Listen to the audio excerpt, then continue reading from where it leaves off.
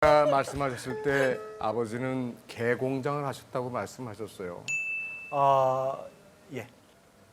그러면 자식 입장에서는 나는 아버지가 저런 일을 했었는데 저 일을 하고 싶지가 않을 텐데 에도 불구하고 나는 개 훈련사가 되겠다라고 꿈을 키우셨어요.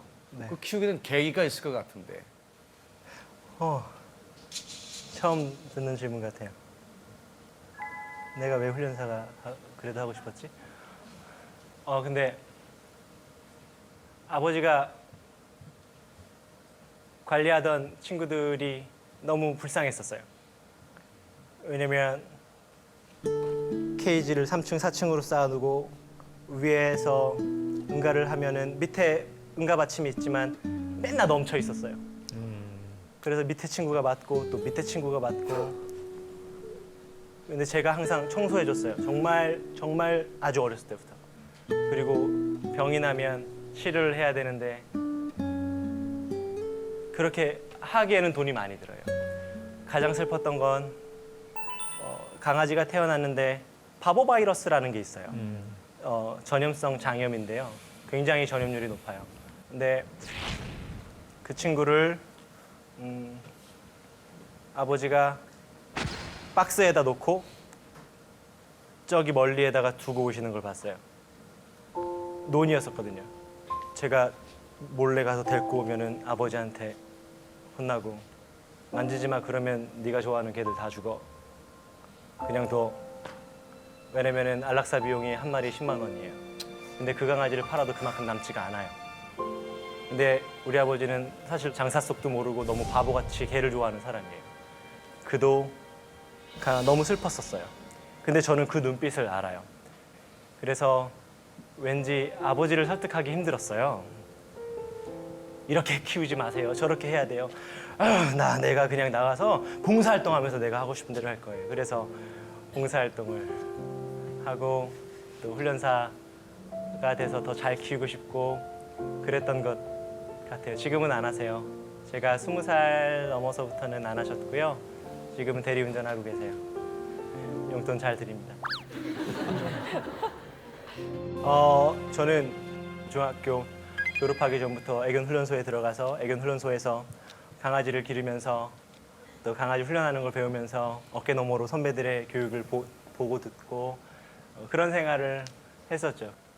그때는 어떤 훈련이 좋은지 어떻게 강아지를 가르치는 게 맞는지에 대한 방향이 여러 가지가 있었던 게 아니라 그곳에 가서 선배라고 하는 분들의 어깨너머로 배우는 게 전부였었어요.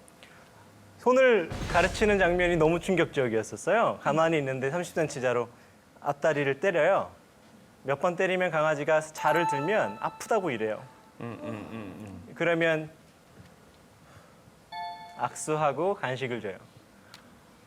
앉히기 위해서 앉지 않는 친구를 목을 당기면 앞발이 들리죠.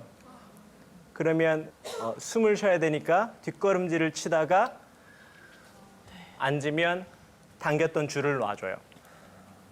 그렇게 일하면서 지냈어요. 그러다가 너무 이렇게 하고 싶지 않아서 이렇게 하고 싶지가 않아서 군대 가기 전에 아르바이트를 좀 했어요. 2달 정도 노가다 했어요. 노가다.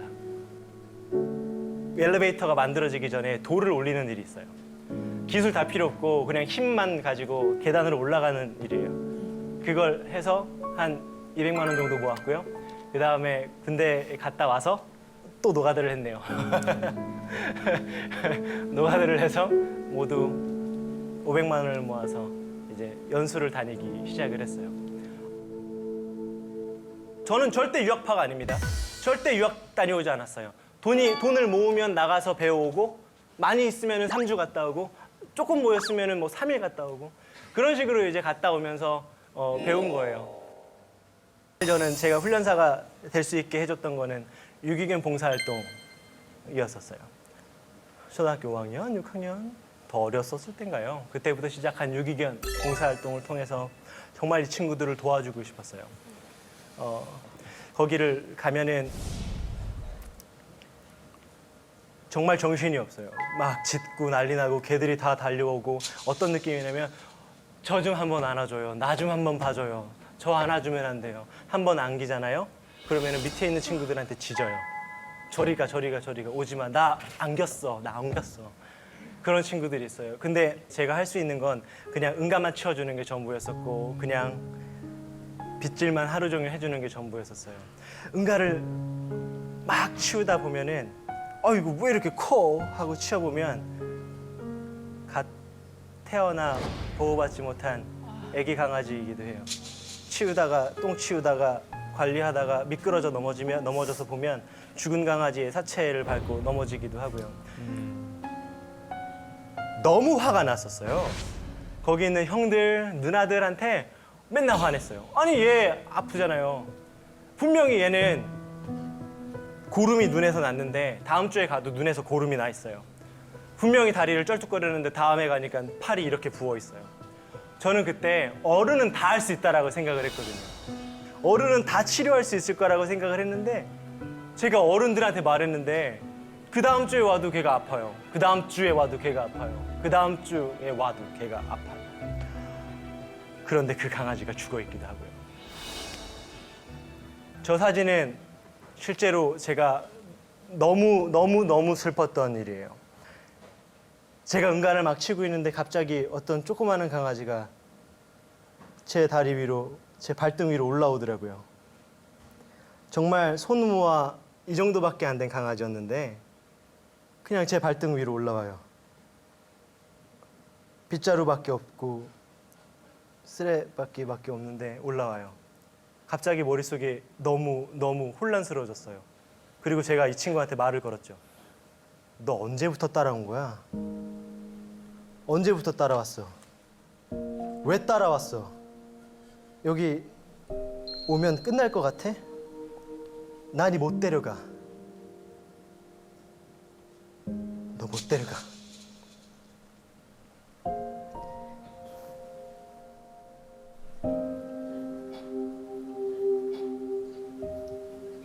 데려갈 수 없어.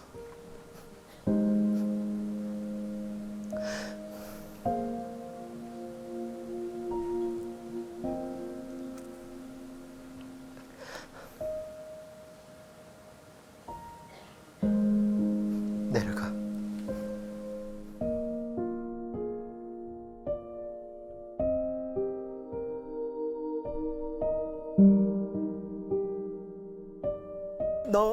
그때 너무 슬펐어요. 왜냐면 저는 그냥 집에 가서 샤워하면 돼요. 잠자면 돼요. 그런데 그 친구를 생각하니까 어디서부터 걸어온지를 모르겠어요. 정말 큰 개들이 많았어요. 무서운 애들도 있었고. 근데 어디서부터 걸어온 거야? 나한테 왜 온 거야? 나한테 오면 이게 다 끝날 것 같았어?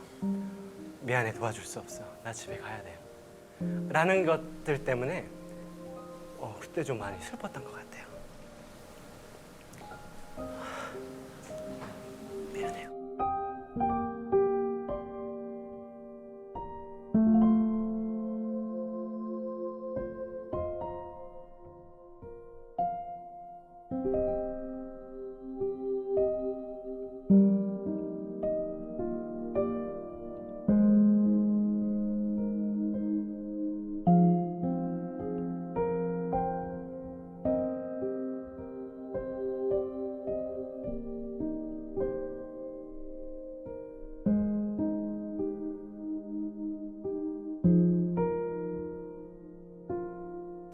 저 때 이후로 아마 제 기억으로는 봉사활동을 안 갔어요. 용기가 없었어요. 그래서 저 친구가 딱 갔는데 없으면 어떡하지? 혹시 죽어 있으면 어떡하지? 라는 생각에 두 번 다시 못 갔던 기억이 나요. 그때 이후로 훈련소에 다니면서 훈련사님들을 만났고 훈련사가 되면 내가 조금 더 좋은 훈련을 하고 또 좋은 환경 속에서 저 친구들을 보호할 수 있기를 바라면서 강아지 공부를 했던 것 같아요. 정말 거기 2,000마리의 개들이 다 누구한테 버려졌을까요? 누구한테 버려졌을까요? 한번 여쭤볼게요. 나는 샵에서 입양을 했다. 손들기 그러면 코 만지세요? 귀 만지셔줘. 거의 대부분이에요. 거의 대부분이에요. 그런 친구들은 강아지 공장이라고 하는 곳에서 왔는데, 강아지 공장이라고 하면 정말 비닐하우스 같이 열악한 공간에서 강아지들이 말도 안 되는 숫자들이 있어요. 1층, 2층, 3층, 위에 있는 강아지가 소변을 보면 밑에 있는 강아지에게로, 밑에 있는 강아지는 또 대변을 보면 밑에 있는 강아지에게로 떨어지는 구조의 그것보다 더 열악한 곳에 있어요. 한 번도 햇볕이나 한 번도 시원한 바람을 맞아보지 못하는 친구들도 굉장히 많아요. 혹시 대형마트에 강아지들이 진열되어 있는 걸 본 적 있으세요? 근데 이상하지 않아요? 왜 얘는 방석에 안 올라가 있고 자기 배변 패드 위에 올라가 있어? 오늘 집에 가는 길에 한번 보세요. 배변 패드 위에 올라가 있는 강아지들이 훨씬 많을 거예요. 왜냐면 이런 곳에서 새끼를 낳으면 엄마 강아지는 새끼 강아지한테 가르쳐 줄 수 있는 게 아무것도 없어요. 사실 강아지들은 집에 오면 생후 2개월 동안 엄마 강아지한테 보호를 잘 받았다면 보호자님한테 입양이 되는 순간 화장실을 가릴 수 있어요. 태어난 강아지는 아무것도 보이지 않고 들리지도 않아요. 냄새만 맡을 수 있죠. 일주일이 지나야 눈이 살짝 찢어진 듯 눈이 떠지고요. 보이지는 않아요. 밝기, 어둡기 정도만 알 수 있죠. 그러다가 일주일이 더 지나 생후 14일 정도가 되면 앞이 보이기 시작을 하고 고개를 움직이고 다리를 하나둘씩 움직이기 시작할 수 있어요. 생후 3주가 되면은 앞가슴도 올리고요. 조금 발달이 빠른 친구는 일어설 수 있어요. 또 하나, 이빨이 조금씩 나오기 시작을 해요. 생후 3주에서 4주 사이에요. 그러면은 엄마 강아지가 어떤 걸 할까요? 어떻게 행동할까요? 이빨이 나오기 시작을 해요. 그러면 젖을 막 깨물어요. 그래서 아파가지고 야, 너 천천히 먹어. 야, 하지 마. 이런 행동이 나오기 시작을 해요. 그래서 정말 싫어. 나 딴 데 가 있을래. 라고 하면서 떨어지기도 하죠. 생후 4주가 되면은 이제 이 친구는 엄마를 따라다니면서 소변과 대변을 보는 것을 배워요. 엄마 강아지가 아기를 낳으면은 그냥 강아지하고 아기하고 24시간 있어야 될까요? 절대 아니에요. 절대 그렇지 않아요. 자기가 갔던 산책로도 가고 소변도 보고 육아 스트레스라고 하면서 다른 데 가서 너무 힘든 거 스트레스도 풀고 그래요. 그럼 자연스럽게 어떤 게 이루어져요? 엄마하고 아기하고 떨어져 있는 게 이루어지네요. 그러면 어떤 걸 배울 수 있어요? 분리불안을 어렸을 때부터 극복하는 거를 배울 수 있어요. 나의 오로지 대단한 나의 어미를 어렸을 때 떨어졌다가 만나는 놀이를 하면서 그런 경험을 통해서 분리불안 그런 거 어렵지 않아요. 근데 이런 곳에서 태어난 강아지는 엄마 강아지가 옆에 갈 수도 없어요. 그냥 이 자리에서 응가해야 되고 이 자리에서 소변 봐야 돼요. 혹시 내 강아지는 내가 입양했는데 내 강아지는 응가를 먹었다. 입양하자마자 응가를 먹는 습관이 있었다. 있지요.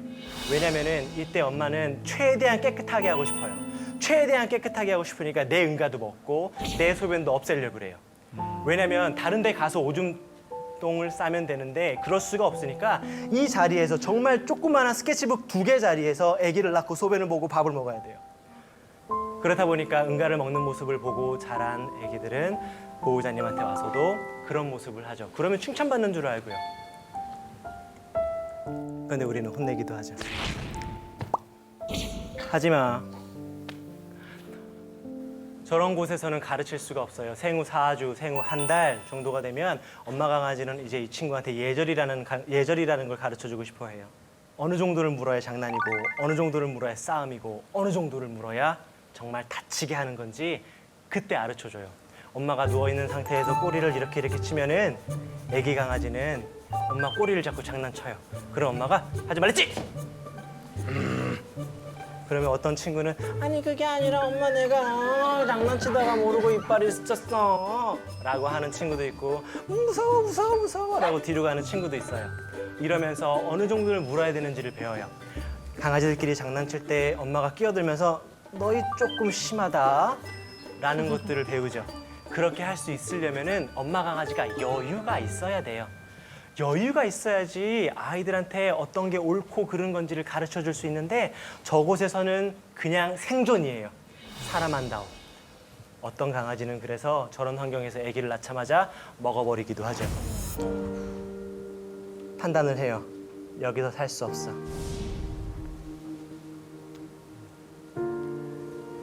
근데 보통 많은 업자들은 이렇게 시간을 주지 않고 생후 3주 정도가 됐을 때 경매장으로 팔아요.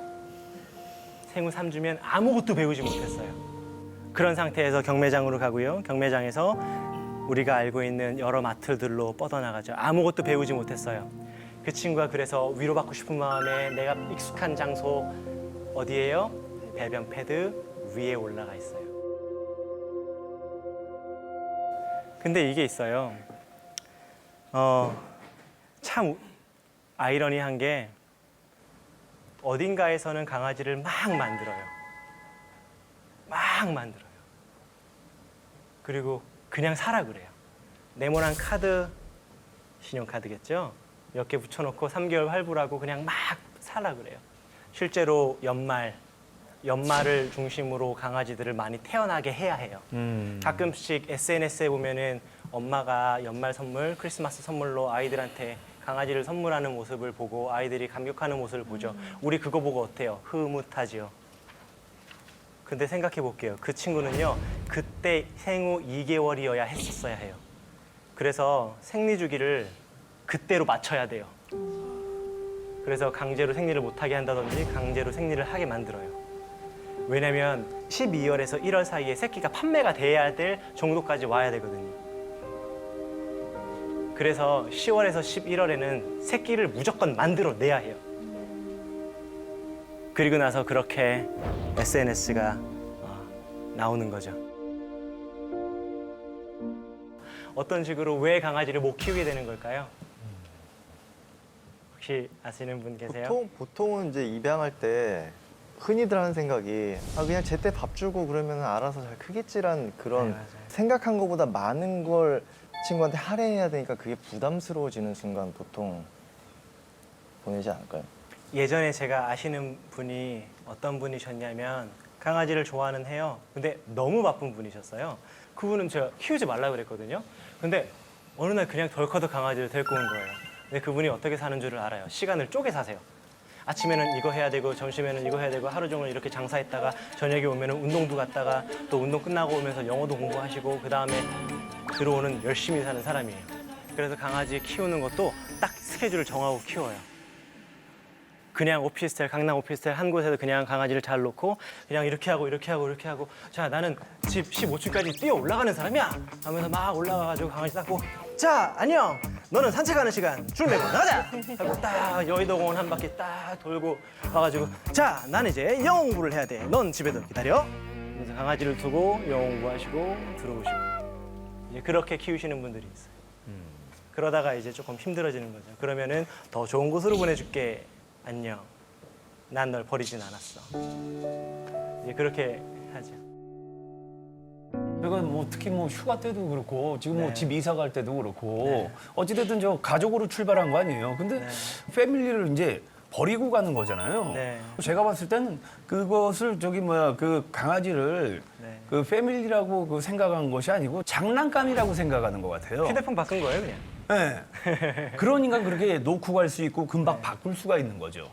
실제로 샤모에도 인형 키웠는데 좀 지겹네요. 진돗개에 도전해보고 싶어요. 교환하실 분. 이런 사람들도 되게 많아요. 실제로 되게 많아요. 말티즈 저랑 성격이 안 맞는 것 같아요. 푸들하고 교환하고 싶어요. 제가 10만 원 더 드릴 테니까 어린 푸들이었으면 좋겠어요. 이런 것도 되게 많이 봤어요. 이게 뭐 장난감처럼 뭐 건전지 갈아주고 이런 게 아니거든요. 절대 아니죠. 예. 절대 아니죠. 힘들어요. 응가를 치워줘야 되고 매일매일 산책을 해야 돼요. 매일매일 산책을 하지 않을 거라면 강아지를 키우면 안 돼요. 실제로 독일 같은 경우에는 하루에 한 번 산책을 시키라는 것이 법이에요. 스위스는 하루에 2번이죠. 이걸 지키지 않으면 법에 걸려요. 네. 강아지를 묶어놓고 키워요. 그것도 법에 걸려요. 이거는 강아지가 사는 게 아니에요. 항상 묻죠. 이렇게 안 할 거면 키우지 마. 키우지 않으면 돼요. 저는 많은 사람들한테 강아지는 키우기 쉬우니까 한번 키워보세요. 도전해보세요. 실패하면 다시 도전하면 되죠. 이렇게 말하는 사람이 아니라 자신이 없으면 키우지 마세요라고 하는 훈련사예요. 키울 수 있는 사람이 강아지를 길렀으면 좋겠다라고 생각하는 게 저인데 많은 강아지들이 버려지고 방치되죠. 그런 다음에 어딘가에서 죽기도 해요. 제가 예전에 공장 잔디가 있는 곳에 전원주택들이 있는 데 있거든요. 근데 이렇게 지나가는데 어느 날 훈련사만의 어떤 그 느낌이 있어요. 창고를 딱 봤는데 이상하다. 왜 여기 땅이 파져 있고 여기 응가가 있고 뒤집어진 밥그릇이 있지? 툭툭툭툭툭툭 돌아가 봤더니 정말 쓰지 않은 폐허와 같은 창고였었어요. 거기에 딱 보니까 죽어 있는 개가 있더라고요. 아주 오래전에. 그래서 그 친구를 바닥에 늘러붙은 친구를 뜯어내서 제가 묻어줬던 기억이 나요. 그곳을 항상 산책하다 보면은 1월 정말 추운 날 새벽 12시에 바들바들 떨고 있는 진돗개 한 마리를 보고 제가 정말 저 주인 나빴다 라고 하면서 갔는데 그 곳을 딱 보니까 나무 자르는 소리가 나고 아주 두꺼운 옷을 입고 있는 사람이 12시가 넘었는데도 일하고 있더라고요. 그때 순간 이런 생각이 들었어요. 자기도 저렇게 춥게 12시가 넘었는데도 일하는 걸 보면 내 강아지가 저기서 춥게 있는 것들을 느끼지 못할 수도 있겠구나. 왜냐면 내가 추우니까. 강아지의 이런 밑바닥에 있는 모습이 어쩌면 우리 주변에 어떤 누구는 그런 모습으로 살고 있는 거일 수도 있겠다. 그런 것들이 안타깝게 도와줘야 되겠다라는 생각을 하지 못하게 하는 건 아닐까라는 생각을 했어요. 절대 동물의 복지는 인간을 압도할 수 없어요. 인간보다 좋은 복지를 누릴 수 없어요. 이 친구들한테 이런 버림받지 않는 좋은 보호자를 찾아주는 또 적절한 대우를 받아야 된다라고 하는 것은 곧 인간의 복지하고도 연결되어 있어요. 훨씬 더 인간이 좋은 복지를 생각할 수 있는 기회이기도 해요. 동물에 관련된 복지는. 동물만 생각하는 게 아니에요. 동물의 복지를 생각해야 그들 주변에 있는 사람들이 더 잘 살고 보호받을 수 있어요.